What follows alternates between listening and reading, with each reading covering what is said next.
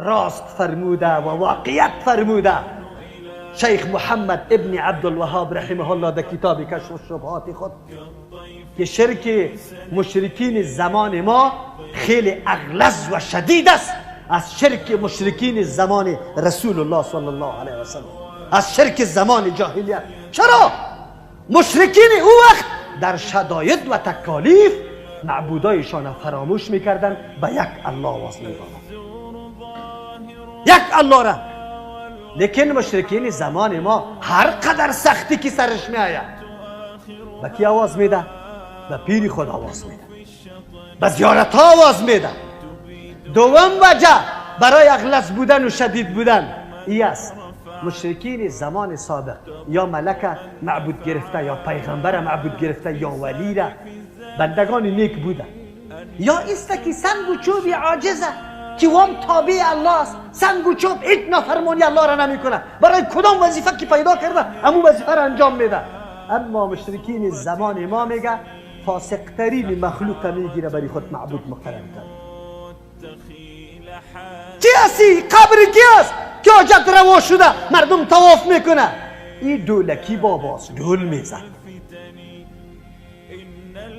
یکی است کل عمر در بیرون تیر کرده، روی مسجد ندیده، حق بشر نشناخته، مسلمان نشناخته، جماعت نمیشناسه، نظافت نمیشناسه، خو امروز مشکل کشا و حاجت رواست.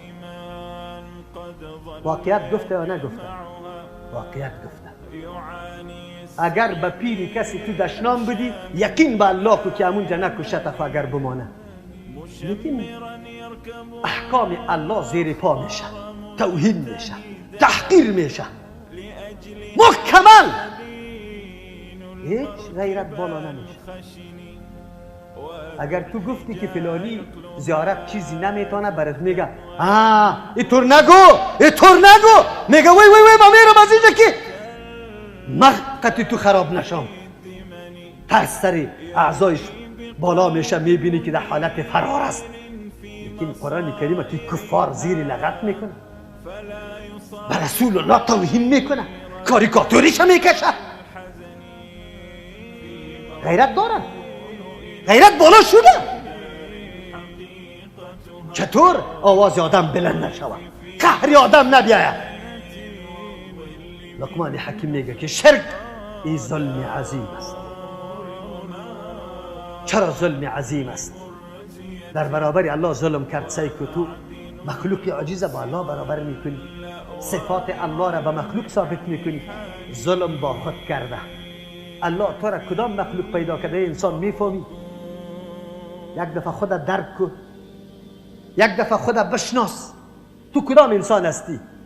ابر در خدمت تو است، باران در خدمت تو است، سنگ و چوب در خدمت تو است، کوه در خدمت تو است، دریا و بحر در خدمت تو است، حیوانات و پرنده ها در خدمت تو است. خبر داری؟ ارزش تا میدانی؟ تو را الله کدام مخلوق پیدا کرده؟ حاکم. و همه مخلوق دیگه محکوم. از همه مخلوق استفاده میکنی، لیکن بیا خود پایین بیاد. در کدام اوج مرتبه بلند الله تو را قرار داده و بیا خود ذلیل بکنه. اعوذ بالله. به خاک قبر سجده کنه برو. به چوبی که در سر قبر بالا شده به او روی تمالی در رایسته. و انسان عزیز، به بطی که به دست خود تراشیده ای، به چوبی که به دست خود تراشیده ای، ظلم سر نفس خود کردی. الله چی مقامی برات داده بود و در کدام مقام پایین کرد؟ ثم رددناه اسفل سافلین. در اسفل سافل خود پایین کردی، ظلم سری خود کردی. ظلم در مخلوق دیگه هم کردی.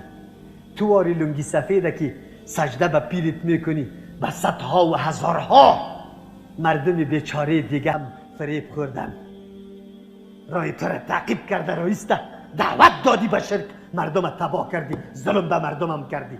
امروز که مردم شرک میکنه، چرا میکنه؟ ملا را دیده. کل مردم امیره میگه اگر بدعت رد میکنی هم برات میگه این قدر ملا نبود، این قدر ملا کافر بود.